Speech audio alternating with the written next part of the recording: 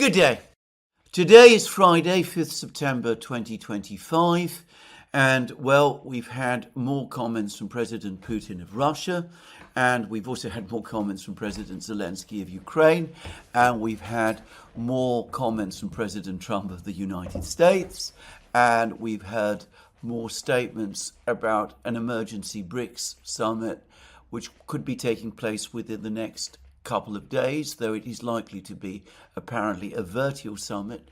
And lastly, we have a government crisis in Britain, even as the Prime Minister of Britain, Sir Keir Starmer, returns to London from Paris, where he has discussed the latest meeting of the Coalition of the Willing.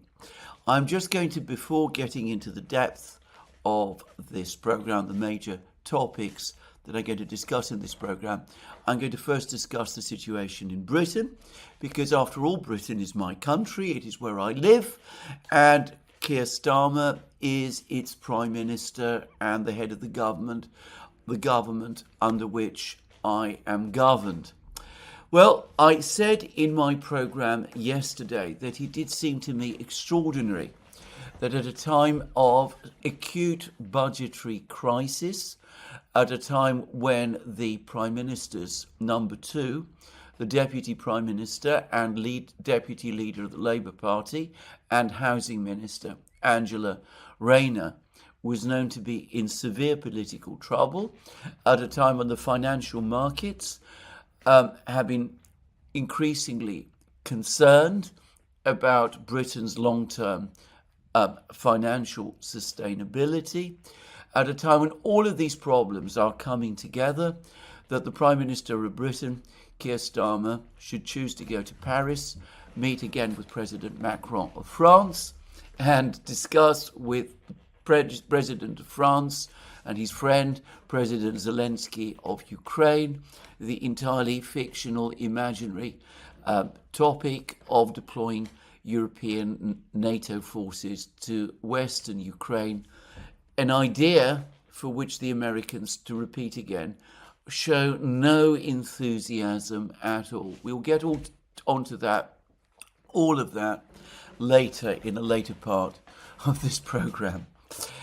So, nonetheless, despite all of that, Keir Starmer did go to Paris. He did participate in all the meetings there. In fact, he co-chaired the meetings with Emmanuel Macron, another leader, by the way, who is facing a financial crisis, a potential financial crisis, the defeat on Monday of his government's budget, and the almost certain resignation of his Prime Minister on Monday, if, as pretty much everyone expects, the French government on Monday loses a vote of confidence in the French Parliament. So, nonetheless, despite all of these problems, these two leaders, Macron and Starmer, get together and talk about these things, and Starmer himself, of course, left London as a political crisis was brewing. Now, before I continue, can I just say that this is not what many leaders around the world would do. The president of Indonesia, for example, had been invited to the SCO summit and to the celebrations, the Victory Day celebrations in China, but he called off his visit to China to attend the SCO meetings at the last moment because there were protests in Indonesia, important protests, not protests that would threaten his government, as far as I can tell, but nonetheless serious protests. And he felt that he needed to be in the capital, in Jakarta, to deal with these protests, even though membership of the SCO, and by the way of BRICS, is a key part of his program and indeed of Indonesia's foreign policy program. And the president of Indonesia sent a letter of apology to the Chinese government. And then when it seems that the protests got a little under control, he nonetheless did come to Beijing briefly to attend the Victory Day celebrations. So here we see a leader taking the exact opposite approach to Keir Starmer's.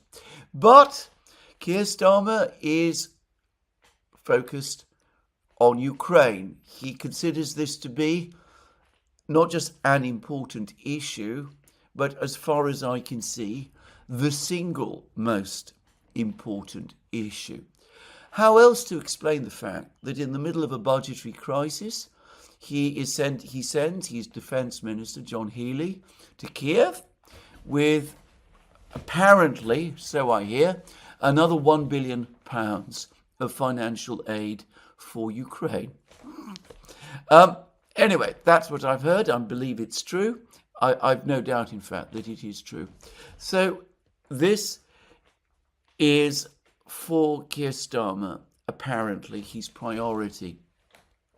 The collapse, the slow motion collapse of his government in London, the budgetary crisis Britain is facing, the stagnant state of the British economy, the fact that living standards in Britain appear to be in decline. These apparently are secondary to the most important thing, what he would say is deterring Russian aggression and standing by Ukraine. I have to say that to me, that looks like a total dereliction of leadership, a completely skewed sense of priorities. There have been some rather bitter articles which have appeared in the left-of-centre newspaper, The Guardian, which has strongly supported Keir Starmer in the past and which is still, I think, in general, sympathetic to him and to his government, and which, by the way, is fulsome in support of Ukraine. Anyway, The Guardian has published a series of articles, at least two, in which they have been complaining that over the course of the summer, the Reform leader, Nigel Farage, has dominated the political climate. He has been setting the agenda, whilst Starmer has been focused on Ukraine and has been on holiday. Farage has been busy holding a long succession of press conferences, explaining his ideas to the media and to the British people, discussing his policies on migration, on economics, on all kinds of things. Much of the commentary, much of the publicity that Farage has received has been extremely negative, at least from the media, but the fact remains that he has been talking about those issues that affect British people most directly and which, according to opinion polls, they care most about. But with the Prime Minister himself, well, he has been on holiday, and one shouldn't grudge a Prime Minister a holiday, at least from time to time. But he has also been focused, as I said, heavily on Ukraine. The fact that the government's support in the country continues its rapid and apparently unstoppable decline apparently doesn't deter him. He doesn't feel that he needs to change his approach on these issues. He instead proposes to remain narrowly focused on Ukraine, the topic of Ukraine. Well, in the meantime, as I said, his government is in deep crisis, and he's now lost, as I said, the deputy leader and deputy prime minister, Angela Rayner, as a result of a tax scandal, which I have no intention of taking up time trying to explain. Suffice to say that since it involves tax that is paid on property sales, to be precise, and given the importance of the housing market for many people in Britain, it is a topic that will cut through and which people across Britain will certainly notice. Now, the loss of Angela Rayner, the minister in question, is a blow to Starmer. Angela Rayner and Starmer have not always got on. She originates from the left of the party. She was a supporter of Jeremy Corbyn when he was the leader of the Labour Party. She was a very close friend of Rebecca Long-Bailey, another Labour politician who was the politician who stood against Keir Starmer for the leadership of the Labour Party after Corbyn resigned, and who also comes from the political left. Nonetheless, though the relationship between them has not always been close, it's fair to say, I think, that Angela Rayner has been, on balance, a reasonably successful and in some circles even popular minister in the rather unhappy first year of this government. And, well, coming as she does from the left of the party and having built her career, as many Labour politicians in former times used to do, by working through the trade unions, working her way up through the trade unions. She was Starmer's bridge, both to those Labour MPs in the House of Commons who would still identify themselves, to some extent at least, as being on the left of the party, and perhaps even more importantly, to the trade unions, the organised labour outside politics, which in former times used to prop up the entire Labour Party and which still has significant influence within it. So Starmer losing her is going to weaken his position overall. It's going to open the doors for a leadership election to decide who will replace her as deputy leader. It is quite likely that whoever wins that election and who is appointed or elected deputy leader will be somebody well to the left of Starmer and perhaps less willing to work closely with him than Angela Rayner has been.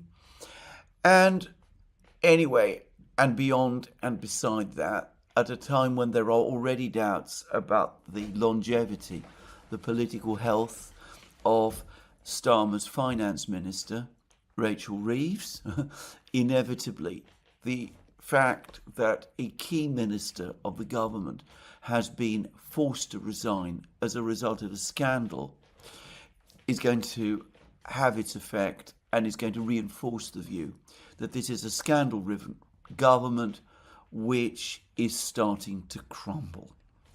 Now, a more cunning, a more experienced, a more hands-on Prime Minister would have probably been able to avoid this mess. One obvious way forward, that immediately occurred to me when I began to realise that Angela Rayner was in trouble, was for Starmer to call her in, tell her that the scandal was growing, that she herself had agreed that the issue should be investigated.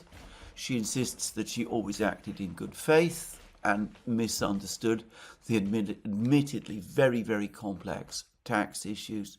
Starmer could have asked her to stand down as a minister but remain deputy leader of the Labour Party until a full investigation into her conduct had taken place, and when it was established whether it was true, as she insists, that she at all times acted in good faith and had simply made a mistake.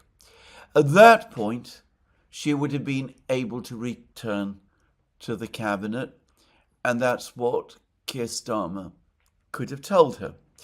And, well, it would still have been embarrassing and difficult, but it would have conveyed the impression of a Prime Minister in control, and it would have given Angela Rayner a lifeline, or at least a possible future lifeline, to re-enter the government, which might have ensured her loyalty now that she returns to Parliament as a mere MP, where she could, of course, conceivably become a focus of dissent against Starmer in the future. And, of course, Starmer didn't do anything like that. I doubt that the thought of doing something like that ever occurred to him. He, of course, as I said, is focused on Ukraine and Ukraine-related matters.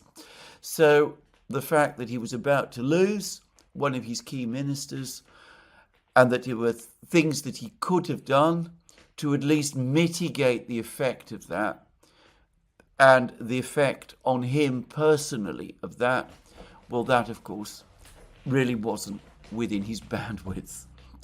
I have to say this. Keir Starmer is not just, in my opinion, a catastrophically bad manager of the government itself, but he is one of the least skilled politicians to occupy the post of Prime Minister that I can remember.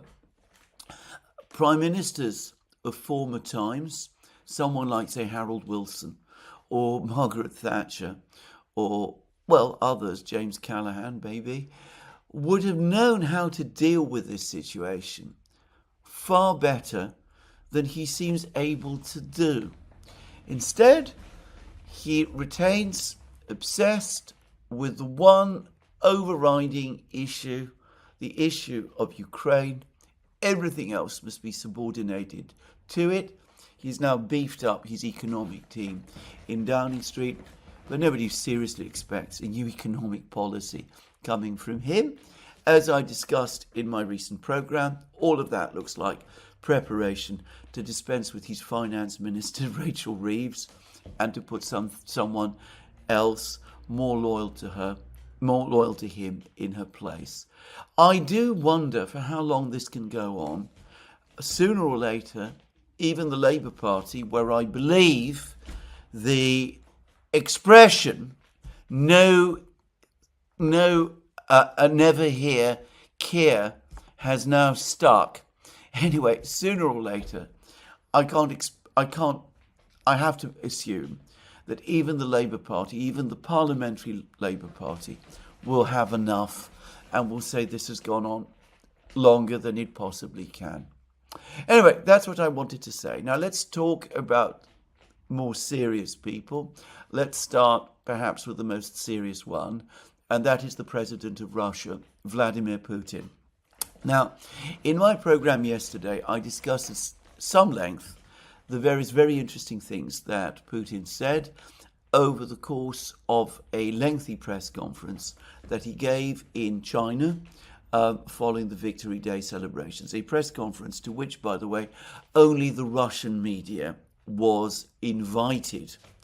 Now, Putin, after his trip to China, travelled to Russia's Far East, where he addressed an economic and development conference. And of course, he was asked questions, and many of the questions, again, were about the special military operation and about all of the various things that are taking place. And in a sense, his latest comments should be seen as supplementing the words that he used over the course, the things that he said over the course of that press conference that he engaged in Beijing. Now, I can summarize my own views about Putin's words over the last couple of days, both at the press conference and in this speech. Basically, it seemed to me that Putin was clearly signaling that this war is going to be won on the battlefield. He doesn't seem to be interested or really expecting a negotiated outcome. He said in the press conference that if the Russians don't achieve their objectives through negotiations, then they will achieve their objectives in the battlefield. He said that that is what the soldiers and the army wants. And he gave the clear impression that that is what he wants. As I discussed at length in my program yesterday, he cast very serious doubts on Zelensky's ability to act as negotiator. He referred to Zelensky as the head of the current administration in Kiev. He does not recognize Zelensky as the president, the legitimate, lawful, constitutional president of Ukraine. I'm not going to rehash the reasons. I discussed them at length in my program yesterday. He does not expect that negotiations with Zelensky will achieve anything very much. And again, he said that in his speech at the Far East. The speech which he's just made in the Far East. He made again the facetious proposal, which apparently he first floated during the meeting with Trump in Anchorage, and then repeated in the press conference, and now he set it out again.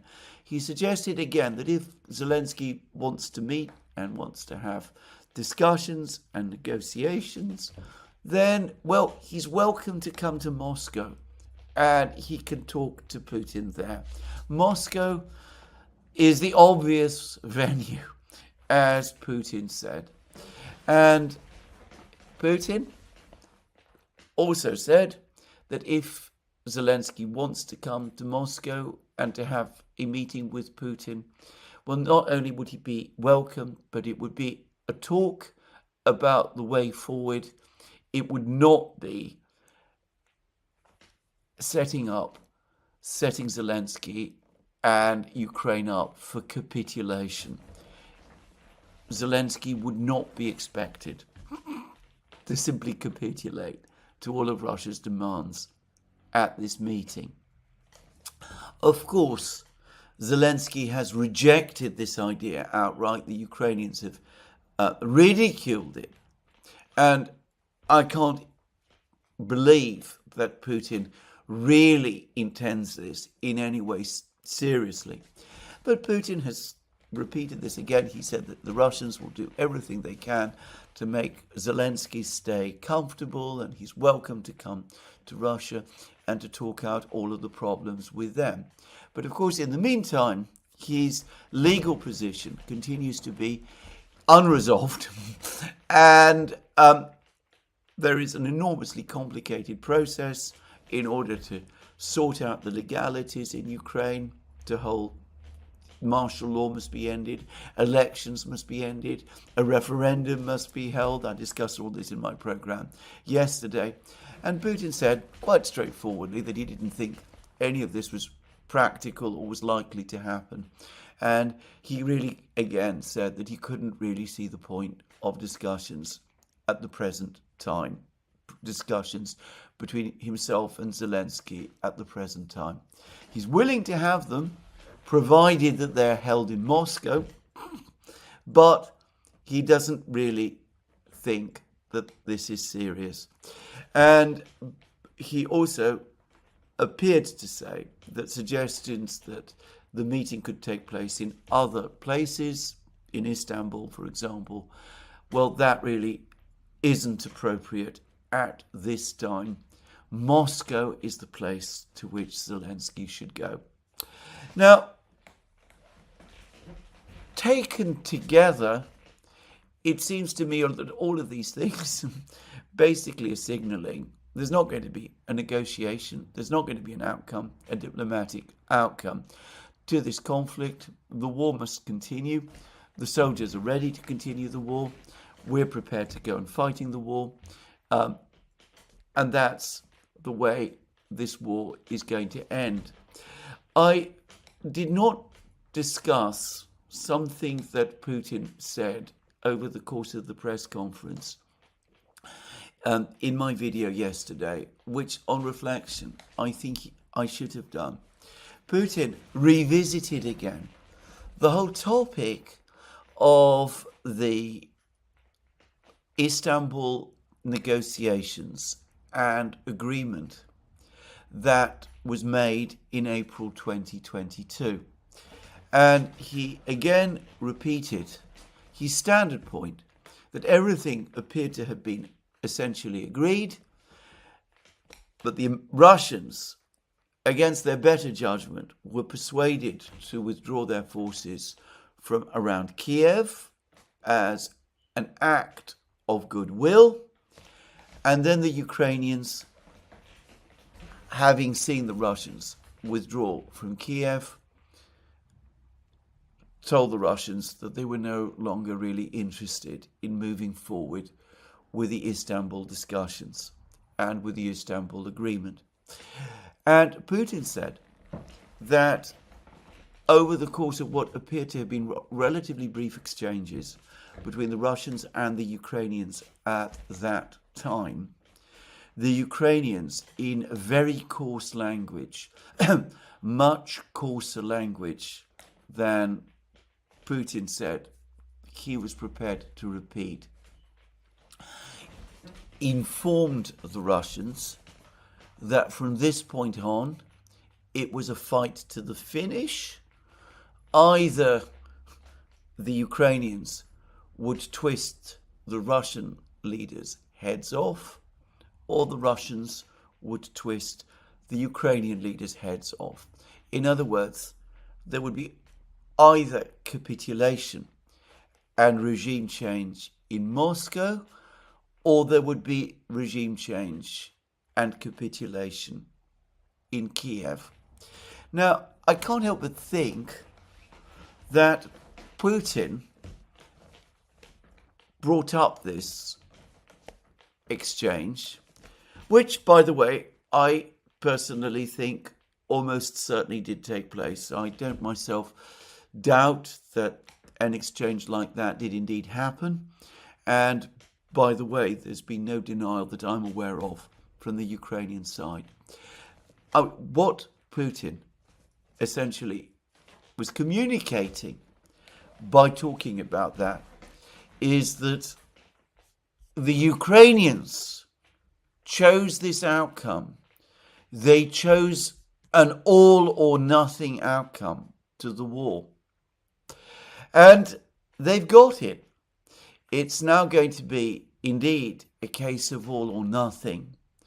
But given that the Russians are much more powerful and are winning, it is going to be for them nothing. They're going to end up with regime change in Kiev.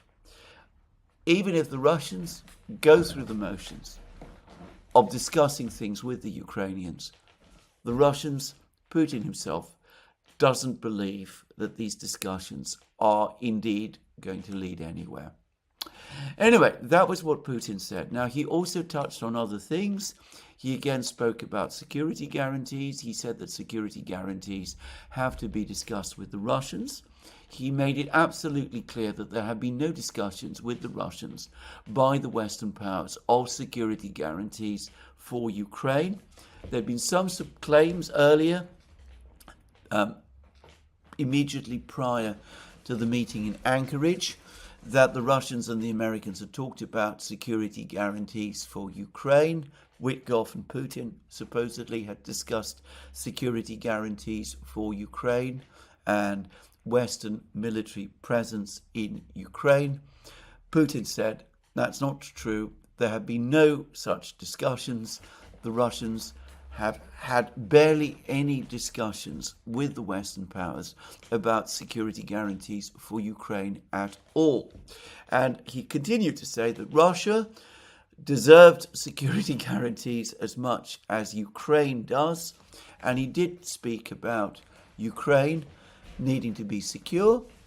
But of course, Russia needs to be secure as well. And that, of course, impacts on the arrangements for Ukraine's security. Now, Putin then went on to discuss this topic of Western forces in Ukraine. And he said that whilst the special military operation is ongoing, any Western troops who enter Ukraine go there as combatants and the Russians will attack them. But if there is a peace agreement between Russia and Ukraine, a peace agreement of the kind that was agreed in Istanbul in April 2022, and of the kind that he outlined as a potential future agreement between Russia and Ukraine in his speech to the Russian Foreign Ministry on the 14th of June 2024, well then, since there is peace, since we are no longer talking about a ceasefire, since there wouldn't need to be troops to patrol a ceasefire in Ukraine, the presence of Western outside forces in Ukraine is no longer needed. It's not necessary because Ukraine and Russia will have agreed a peace treaty with each other. And therefore, these troops are not needed and they're not welcome. And he said straightforwardly, that is the end of the matter. Note again that Putin is implicitly saying that there is not going to be a ceasefire, that there is not going to be a freeze of the conflict. Ultimately, the entire discussion that has been taking place in the West about deploying European forces to Ukraine is based on the premise that there is going to be a ceasefire. And Putin has said there isn't going to be one. And he said that to Donald Trump. And Donald Trump agreed with him. It's there in Trump's Truth Social post. And there isn't going to be a ceasefire. So what is the point of discussing or even talking about this? Anyway, again, it is remarkable that the Russians say this again and again, and the Europeans simply don't want to listen. The NATO Secretary General Mark Rutte said that the Russians have as much right to talk about the presence of Western forces in Ukraine as they had to object to Finland's decision to join NATO. I'm going to say straight away that I think that was an incredibly unfortunate and unwise analogy, given how the Russians feel about Finland's decision to join NATO. After the long decades of peace and friendship that had existed between Russia and Ukraine, and given the way that the Russians feel that Finland, by joining NATO, betrayed the promises it made to Russia at the end of the Second World War, when Finland and Russia agreed peace with each other in 1944. Again, Western leaders say things, make comments which are almost calculated to raise Russian hackles. And of course, perhaps in this case, they are. I mean, it seemed an incredibly provocative thing to say, at least to me. And it's certainly one that is going to infuriate the Russians and is going to make them even more determined to see this thing through on the battlefield to prevent those NATO forces being deployed in Ukraine. Now, we've now had two full public statements from the president of Russia. To repeat again, I don't see that the Russian position has at any time substantively changed from the one that Putin set out in his speech to the Foreign Ministry on the 14th of June 2024. Putin, by the way, again in this speech in the Far East, as in his press conference, made comments about possible eventual entry into the EU by Ukraine. But it seemed to me that again, he appeared to be leaving the door open for the Russians eventually to object to that also. Just saying, I think this idea is in its last months, by the way. Again, I don't think that people in the West have remotely understood this. But anyway, Putin has made his position completely clear. He's talked about root causes many times. He's talked about what needs to be done to bring the war to an end. He said it in his speech to the Foreign Ministry on the 14th of June. He repeated it in his press conference in Anchorage in very brief terms. He set it out again in much more detail in the press conference that he gave in China, and he's done the same thing again in the speech that he gave at this forum in the Far East.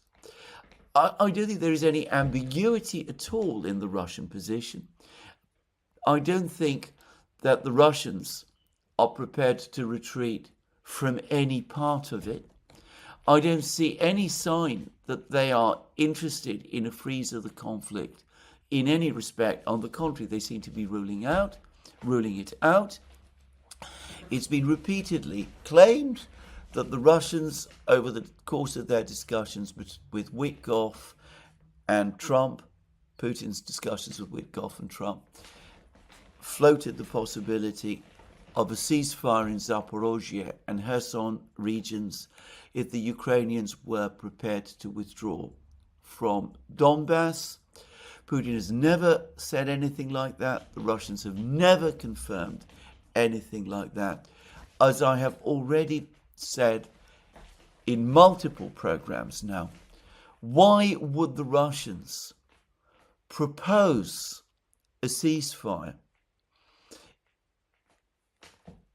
when the whole thrust of their policy is to argue against a ceasefire? So anyway, there we are. That is the president of Russia. Now, it is clear, it is substantive, it is real, and it is backed by force.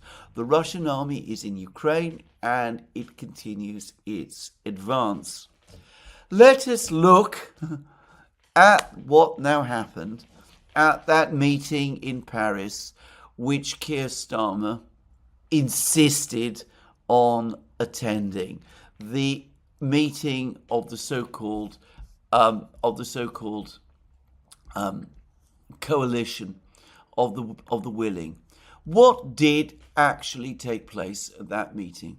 Well, we've now had a whole explanation of what was agreed by President Macron of France, and he said that 25 countries had agreed to contribute troops to a reassurance force to be sent to Ukraine when the ceasefire was agreed. The Russians are not agreeing to a ceasefire. But anyway, that was what Macron said. He said there's many other countries are also saying that they would support this process. He didn't outline which countries. He didn't explain what the contributions of the various countries were. 25 to 30,000 men is universally acknowledged to be far too few. And he also said that it's not for the Russians to argue about this. They are in a position to argue about this. Their army is advancing in Ukraine. They have a veto over this. And the sooner this is acknowledged and accepted in Europe, the better for everybody it will be. Anyway, Macron spoke all about that. And as I said, most people, I think, can see that this is all so much vague talk. Again, it's the same plan endlessly repeated, one that Macron and Starmer are committed to, but I noticed that Italy, Poland and Germany apparently will not be participating in this expeditionary force that is going to be sent to Ukraine. Now, Macron did, and Starmer did suggest that in order to get the Russians to agree to this, because everybody accepts that they have to agree to this in order for it to happen, greater pressure needs to be imposed upon them. And again, there is more and more talk about long-range missiles being used against Russia. More a return to missile strikes, deep strikes inside Russia using Western missiles. And Keir Starmer, Britain, has said that they will provide Ukraine with long-range missiles, and that does seem to be the policy of the European powers. Which long-range missiles precisely? Britain and France, as far as I know, the only long-range missile they possess in their arsenal is the Storm Shadow and the Scalp, and they have already provided huge quantities of those to Ukraine, pretty much as I understand it, the entire stockpile. And it must be said, they have proved to be essentially ineffective. Certainly they haven't changed the strategic realities on the battlefield. The United States supplied Ukraine ATACMS ballistic missiles, but it seems that President Trump and his administration are no longer prepared to do that. The Ukrainians had programs for two types of missiles that we know about. One was the Sapsan missile, which is a ballistic missile which was supposed to be similar in some respects to the Russian Iskander missile, though less sophisticated. The Russians claim that they have completely destroyed the entire program. They found out where the warehouses were, where these missiles were being stored, where the fuel was being prepared for these missiles. The Russians claim that they've destroyed this program entirely. The Ukrainians have put on display the Flamingo missile. This is a cruise missile which they claim to have developed by themselves, though it is widely acknowledged, I believe, that this is actually a British design, or to be more precise, the design of a British company put together in the Emirates and out there looking for customers. I've described this already. We're talking about a very big, very heavy, low speed, non-stealthy, high-flying missile, lacking maneuverability, a missile that could be easily intercepted and destroyed by the Russian air defenses. There's been some talk of the United States supplying Aram missiles. Perhaps these are the missiles that President Macron has been talking about. These are, as far as I can understand from what various people have been writing, these are not exactly missiles. They are bombs. They are precision-guided bombs, which have had a jet engine added to them. Though the two companies that were developing these missiles apparently, as of March, had got no further than producing prototypes. Now, many people believe Larry Johnson, the exceptional intelligence analyst, former intelligence analyst, and author of the invaluable Sonar 21 blog. Anyway, he says that he doesn't believe that this missile even exists. And I think he might be right about that. But assuming that he is wrong, I scarcely believe that there's anywhere near 3,000 of these missiles available to send to Ukraine at this time, as the Wall Street Journal suggested. And is likely that this missile is still in the early stages of production, and the most number of these missiles the Ukrainians are likely to get is a few hundred, of a dribble, maybe not even a few hundred, maybe much less than that, over the course of this year. And as these are air-launched missiles, the Russians, of course, are in a good position to track and shoot down the aircraft that try to launch them. So it could be the ARAMs, but there's reasons for doubting this. Russian intelligence has suggested that the missile in question is really the Taurus missile, the German Taurus missile. I had suggested back in the spring that Friedrich Merz had already arranged deliveries of these missiles to Ukraine, and that they were already there in Ukraine. Indeed, I was expecting them to be used by the Ukrainians before the end of July, or even earlier. The Taurus, unlike all of the missiles that I've been talking about, would be a challenge for the Russians and for the Russian air defense system. It is a much more modern system. And, of course, Olaf Scholz consistently resisted supplying the Taurus missile to Ukraine, and it apparently continues to be a very controversial topic in Germany. And I understand that there is misgivings about this within the German military as well. But let's assume, I rather do assume, that Russian intelligence is correct, that the Taurus missile has indeed been supplied to Ukraine, and that this is the missile that the British, the French, the Europeans are talking about, and which will now be used to conduct long-range strikes against Russia. The problem with using the Taurus missile in this way is not only is it a missile that the Russians undoubtedly can shoot down and probably will shoot down. It's possible that a few of these missiles will get through. It's likely, in fact, it's a certainty that some will, but over time, the Russians have repeatedly shown an ability to get on top of these missiles. But put that aside, I had been told authoritatively that the total number of these missiles that can be supplied to Ukraine is 150. There is a bigger stockpile of these missiles, but around half, around 400 of them, are apparently non-operational.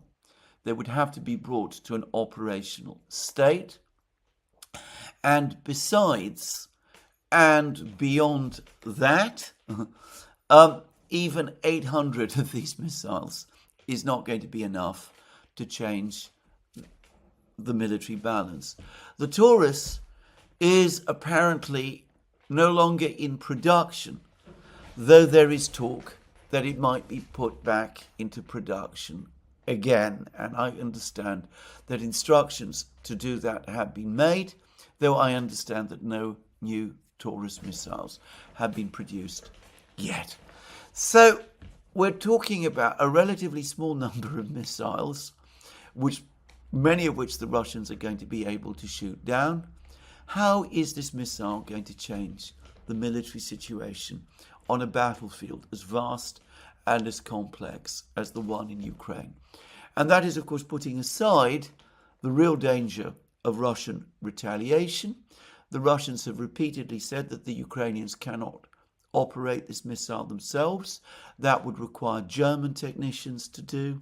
The Russians have repeatedly said that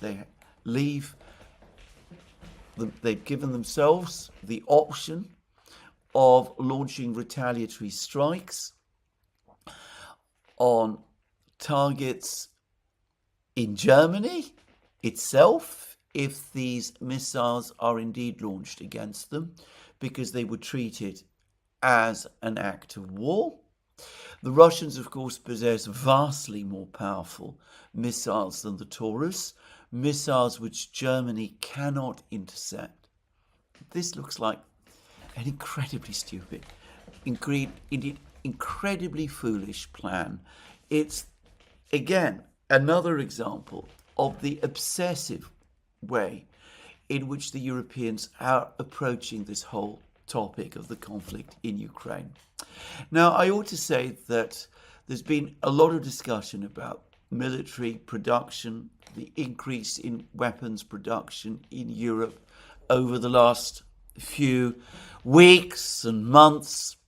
There is a study out there, which I have not, by the way, read, which has actually researched the true state of shell production, artillery shell production. In Europe, there's been claims that Europe produced 1.5 million shells over the course of the last 12 months. This report apparently says that the true number is closer to 300,000 to 400,000. I cannot verify this. I don't have the industry details, but everything tells me, experience tells me, that this almost certainly is true.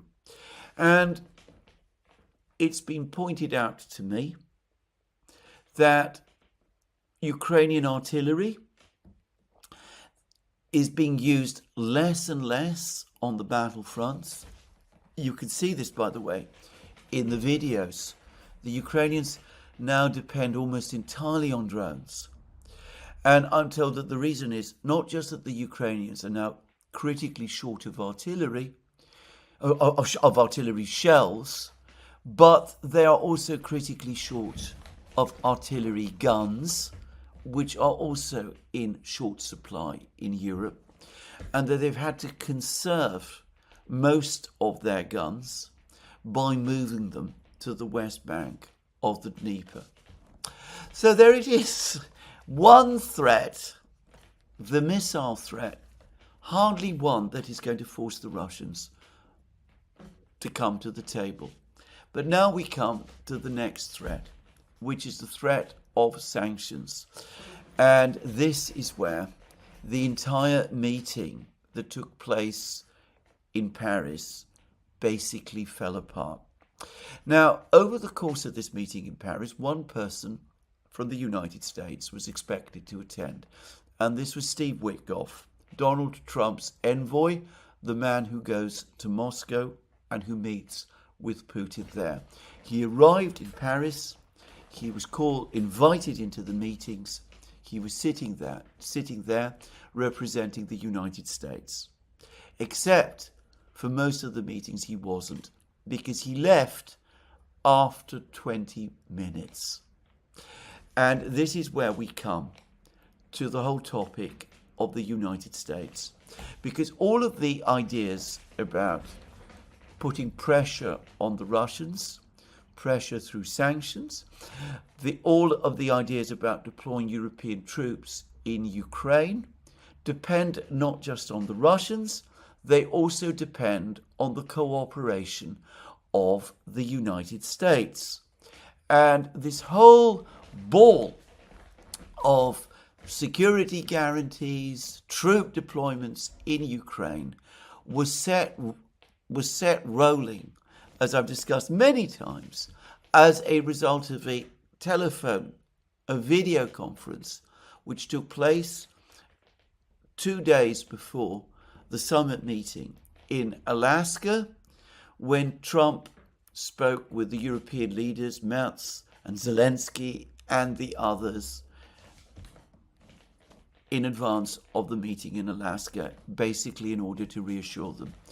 And the Europeans left that discussion telling the media, telling everybody who wanted to listen, that Donald Trump had told them that he was prepared to give Ukraine security guarantees, and he was prepared to give the European forces that went to Ukraine a guarantee from the United States, a kind of backstop, if you will, and that Vladimir Putin over the course of his discussions with Witkoff, had dropped his opposition to the deployment of NATO peacekeepers in Ukraine. I didn't believe any of that before, and as the weeks since the summit in Anchorage have passed, and with every statement made by the Russians, by Lavrov, and now by Putin, we can see that all of that was wrong. Putin has never, the Russians have never dropped their objections to deployments of NATO peacekeepers. Putin has just told us at this speech he's just given in the Far East that there was never been any substantive discussion involving Russia about security guarantees. And as for the United States, I don't believe that Donald Trump has ever seriously intended to give the Europeans the kind of security guarantees and the Ukrainians the kind of security guarantees they have been asking for. And I believe that the reason Witkoff left the meeting after just 20 minutes is that he did not want to be put on the spot by the Ukrainians and the Europeans coming at him, demanding American agreement with specific details about security guarantees, which, according to rumour and story and fable, Witkoff and Putin discussed during their last meeting in Moscow. Well, Witkoff left, and then the next thing happened, and this is the most disastrous moment of all, and it's been confirmed, by the way, here by the mainstream media as well, because the Europeans and Zelensky all together then telephoned Donald Trump, and the purpose of the discussion again was to get Trump, to nail Trump down, to discuss security guarantees and backstops for the European force that was going to go to Ukraine. And just as Witkoff escaped the meeting in Paris, obviously in order to avoid talking about this very subject, Trump apparently stonewalled throughout the meeting. The Europeans found it impossible to pin him down. He was incredibly vague. Apparently, he provided no details. The meeting became increasingly tense and fractious. And, of course, that then brought us to the next topic that the Europeans wanted to discuss, because they wanted to discuss the pressure that would be put on the Russians to get them to agree to all of these demands that Macron, Starmer and Zelensky and the others are trotting out for a freeze on the current contact lines and NATO forces and security guarantees to Ukraine. Because this brought them back to the question of the sanctions, the enormous sanctions that must be imposed on Russia and on its trading partners to get the Russians to capitulate and to agree to the demands of Starmer, Zelensky, Macron, and Merz. And it turned out that Donald Trump was incredibly vague and unhelpful about that. Instead, apparently, he pushed back aggressively and said, if you want me to impose sanctions on China and India in the kind of way that you demand, why don't you impose sanctions on India now? I have imposed my 25% tariffs on the Indians, or 50% tariffs, properly speaking, on the Indians because they are buying Russian oil. You have done nothing so far. On the contrary, you are continuing to buy oil from India, which you know ultimately comes from Russia. Why don't you stop doing that? Stop doing that, and then you can come to me, and then we can have this discussion. For the Europeans, of course, stopping oil purchases from India in that way would be a further critical problem for the European economies. Energy costs in Europe are already sky high, making them higher still by forfeiting the ability to buy oil from India, which ultimately originates with Russia, is not going to make consumers who are, of course, the electorates and the business community in Europe, pleased. But anyway, even the Western media admits that the entire discussion, the entire conversation became increasingly tense. And Macron, over the course of his press conference, then came back and said, well, we need to talk about what the Americans are going to do, and this is going to be all sorted out within the next couple of weeks or days. Now, I don't know when the penny is finally going to drop in Europe that this is a mirage. The Americans are never going to do anything that will risk catapulting the United States into a potential armed clash with the Russians. The Russians have said clearly, no Western troops in Ukraine. Putin said it in his press conference 2 days ago. He said it again yesterday in his speech at the Far East Asian Forum. How many times does this have to be reiterated? And given that this is the Russian stance, and given that the Americans do not want to involve themselves in a conflict with the Russians, there is no way that the Americans are going to come through on this. I read in the Financial Times some European officials actually apparently have been telling each other, what security guarantees from the Americans? How can we ever rely on promises of security guarantees from someone like Donald Trump, who changes and alters and adapts his position repeatedly in this sort of way?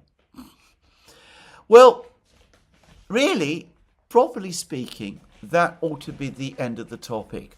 And if we're talking about sanctions, here I must come back to what happened in China. Because, of course, the Indian Prime Minister, Narendra Modi, has made it absolutely clear that India is going to continue to buy Russian oil. And there seems to be an overwhelming consensus in India that that should continue. And, of course, he went to China, he met with Xi Jinping, and he met, of course, with Putin.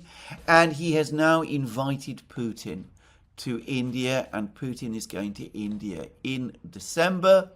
And there was a tremendous, tremendous statements of friendship between India and Russia. And it doesn't look as if the Indians are going to be intimidated or deterred from buying Russian oil because of whatever threats they've been receiving from the United States and from Europe as well. But India, very important as it is not as important as China. And what was the big, concrete, substantive event that took place over the last couple of days in China? It was the agreement between the Chinese and the Russians to build power of Siberia 2.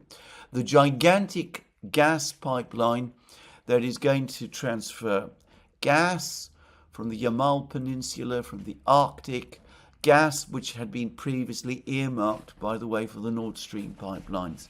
It's going to transfer all of that to China. Now, does anybody think that China would have signed off on a massive deal like power of Siberia 2 at this time? There have been claims in the media, by the way, in the West, that all that the Russians and the Chinese signed was a memorandum of understanding. I've already said in a program that I did that I think it is inconceivable that the Chinese and the Russians would have signed a document of that kind, a legal contractual document of that kind, if nearly all of the underlying documentation that makes up the actual contract has not already been agreed. And I understand that Putin, in his speech in the Far East, has effectively confirmed that. I haven't, by the way, received a complete transcript of that speech, but I understand that he does confirm all of this in that speech. Anyway, why would the Chinese sign off on a deal like that if they're about to buckle to Western demands and are going to stop buying Russian oil? Surely the Chinese decision now makes crystal clear that this attempt to isolate Russia from its energy partners, its energy customers, has failed. The Indian affair has already been a massive debacle. India has been antagonized. It's now improving its relations with China. It's reaffirming its relations with Russia. The President of the United States has Donald Trump, who sometimes has more understanding of these realities than so many other people do, so many other supposedly cleverer, more intellectual, more well-informed people do. Anyway, he's made bitter comments about this. How else does one read this very bitter comment that he's just published on True Social? Looks like we've lost India and Russia to deepest, darkest China. May they have a long and prosperous future together! Exclamation mark. You can sense the bitterness, the sarcasm, the anger, because when people are bitter and sarcastic in this way, it is an infallible sign that they're also angry. Anyway, you can see it all in this True Social post, which has just been published a few hours ago by Donald Trump. So the Indian affair, the attempt to pressure India into not buying Russian oil, has been a debacle.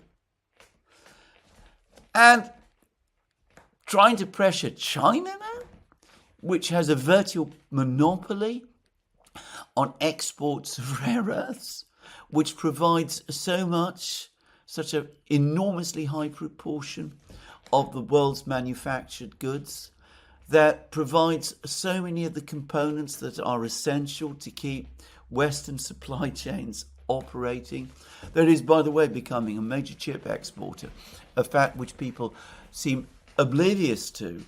I was reading recently in the Financial Times that the Chinese government now has plans to treble production of high-end chips in China over the course of the next year. Anyway, just to say, China has just signed off a massive energy deal with Russia. It's reaffirmed its strategic partnership with Russia.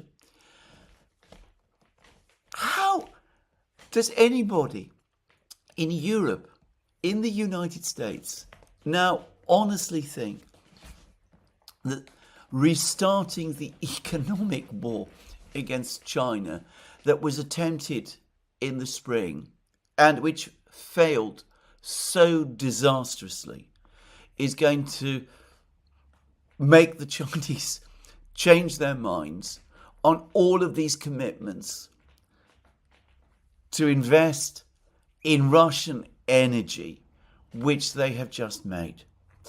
This is foolishness. It is a complete denial of reality. It shows how detached from reality the leaders of Europe have now become. How this obsession with Ukraine is making it impossible for them to see beyond the parameters of the obsession itself. Donald Trump, who is not obsessed by Ukraine, can see it. Looks like we've lost India and Russia to deepest, darkest China. But the European leaders, they continue in exactly the same way. They're now going to try and pressure the Americans to relaunch the economic war against China, because how else can this work? They're going to try and get, presumably, Lindsey Graham and Richard Blumenthal to activate their bill. Whether it will now pass, by the way, is a much more problematic question.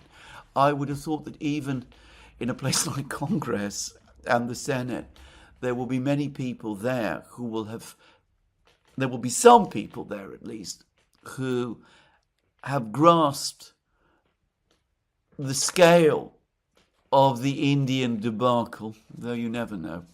Anyway, they want, as I said, Lindsey Graham and Blumenthal to reactivate their bill to get these massive tariffs on China. All that will do is it's going to make the condition of the Western economies much, much worse, even as those economies are already in a critical position. Now, that brings me again to the point. The missile threat is an empty one. The sanctions threat is a bust. Brazil, by the way, I think I've said in several programs, Brazil is now indeed calling an emergency meeting of the BRICS. The Russians say that it's going to take place on a video footing within the next few days. The purpose of this emergency meeting of the BRICS is clearly to formulate policies to deal with the threat of tariffs and sanctions from the United States and the Europeans. I suspect much of the work on this has already been done, which is why the Brazilian presidency is calling this meeting now. They've probably already got a plan ready, and the purpose of the meeting will be to basically sign off on it. I noticed that the Chinese have said that they're prepared to help any country that gets itself in difficulties as a result of the tariffs, and apparently India and Russia are saying the same. So we're going to get an emergency meeting of the BRICS within the next couple of days. I've been saying this is going to happen for some time now, and that again underlines the fact that the sanctions threat is a bust. So why go on? Why persist with all of this? Why persist with all of these threats of sanctions, the talk about missiles, all of these things? Well, my colleague Alex Christoforou says that this is all, to a great extent, still about trying to keep the Americans engaged in Europe. And I agree. But this has been taken to the point of idiocy now. We've already had a grotesquely unbalanced trade agreement between the United States and the European Union, the one that Trump and Ursula signed off on 2 weeks ago. We now have American pressure on Europe to stop buying Indian oil. Even if Trump was perhaps talking defensively, it is likely that this will now become an American demand. And as I've said already, that inevitably is going to cause a further upward spike in energy costs in Europe, which is already suffering acutely from the cost of energy, which has made European industry uncompetitive and which is having a disastrous effect on living standards across Europe. But anyway, we have that, and well, we see that they still demand even more sanctions, even more threats, and they talk about missiles. And, well, the missiles aren't going to get or achieve very much. Speaking about military production, I read, I think it was in the Financial Times, an article which was not actually about this question, but about, it was, to be precise, it was about the current economic crisis in France and the necessity for the French government to take steps to try to improve the budget situation, because unless that happened, the situation in France could careen out of control. That was actually the topic of the article. But buried inside it, the author mentioned the fact that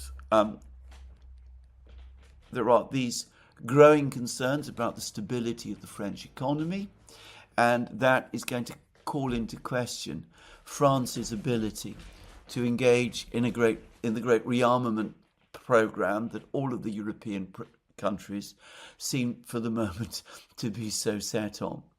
And he said that in order to illustrate the extent of the problem, he decided that he was invited to visit France's main drone factory, as it was described to him.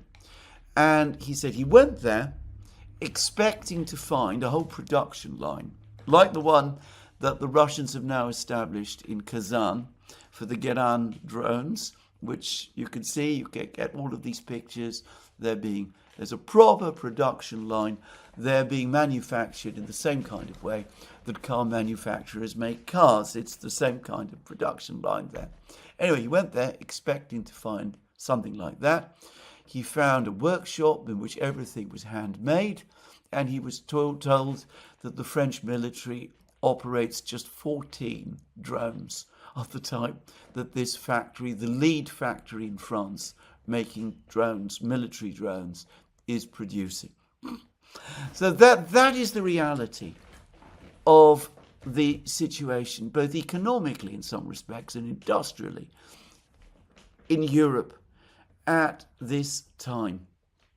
Now, I would like to believe that this is going to be the last of these coalition of the willing meetings, because surely on any logical basis, after what Putin has said, after what the Chinese and the Indians have done, after the straightforward reluctance of the Americans, it ought to be obvious that this whole thing has gone as far as it can. Instead of the Europeans endlessly talking to each other, the right thing for them to do, and this is obvious, is for them to do what Putin is in effect now suggesting. Putin has facetiously suggested that Zelensky come to Moscow and conduct negotiations there. Well, Zelensky probably cannot do that, but the Europeans can. So why don't they? Why don't they talk to the one party that really matters, which is Russia? Why are they leaving it entirely to the Americans to talk to the Russians, creating all this confusion about what Putin said to Witkoff and what Witkoff said to Putin and all that? Why do they refuse to engage the Russians in serious discussions? Just saying. And if they start to do that, well, in theory, some way back might be found. But they are not going to do that. Putin has made no concessions, no retreats. He's not budged an inch from the position that he took when he spoke to the Foreign Ministry on the 14th of June, 2024. And we see that he has now gone further than he has ever done before to make clear that this war is going to be concluded on the battlefields. Now, I'm going to finish this video by saying a little bit about the situation on the battlefields. There are still a lot of denials in some places about the fact that the Russians have established a clear presence in Kupiansk, despite the fact that the Russian Defense Ministry has released film that shows Russian soldiers moving around central Kupiansk, and I don't see much sign of fighting going on there in these video films. The Russians also appear to be continuing their remorseless advance eastwards in western Donbass. They appear to have they've captured positions close to the big village. Actually, it's more a small town of Veliko-Mikhailovka on their way to Zaporozhye. But the big battle continues to be the battle in Pokrovsk. The Ukrainians are telling everybody that there's been a major reorganization of Russian forces and that hundreds of military vehicles, tanks and armored vehicles, Russian armored vehicles, and thousands of troops, Russian troops, are moving in the direction of Pokrovsk, and that the Ukrainians expect a massive Russian attack there at some point over the next couple of days. Well, that may or may not be true, but one thing does seem to be true, and that is that the Russians have significantly enlarged the area that they control in central Pokrovsk, and they appear to be close to cutting not just the E50 road, but another road that leads into Pokrovsk from the northwest, a smaller supply road. It appears that they're close to cutting that road off, as well, and thereby completely cutting the Ukrainian troops in southwest Pokrovsk from all their supplies. There are lots of claims of Ukrainian counterattacks in this area, and I watched video footage that the Ukrainians have released of one, which appears to show some kind of counterattack in the Mirnograd area. But it was very difficult for me to make much sense of this video, and as far as I could see, it didn't actually provide much detail of any real success in this counterattack. Some Russian soldiers were captured, but basically that was about all. No doubt the Ukrainians are throwing everything they possibly can to prevent the fall of Pokrovsk. A little like what happened during the Battle of Bakhmut in the spring of 2023. Just as Bakhmut was seen by the Ukrainians, rightly in my opinion, as critically important to the cohesion of their defense lines, so Pokrovsk is even more important than Bakhmut is. And just as the Ukrainians concentrated an enormous number of troops and equipment to try to hold the Russians in Bakhmut, and as a result caused their army to suffer terrible losses ahead of their own offensive in towards the Black Sea in the summer of 2023.